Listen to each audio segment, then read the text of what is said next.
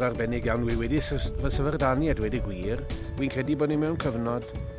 Wi yn credu'n argoediedig bod ni mewn cyfnod diwygiadol. Wi yn credu bod yr eglwysi yn newid. Wi'n credu bod ni'n synhwyro hwnna yn yn plith ni. Mae Richard Morgan di dod nôl y Guyana. Chybod, ar rhaglen wi'n meddwl allai fod yn raglen yn thema i ni am rai blynyddoedd sydd yn cyffwrdd â'n holl adrannau ni. Y thema yma o ofalu, gofalu am y byd, gofalu am bobl y byd, gofalu am byd Duw a chael Duw yn rhan o'r byd, i deyrnasu yn ei fyd.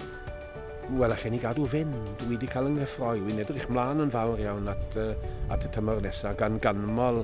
Wel, a diolch yn fawr iawn am gweld perthyn ni i grŵp mor fyrlymus a chyffroes.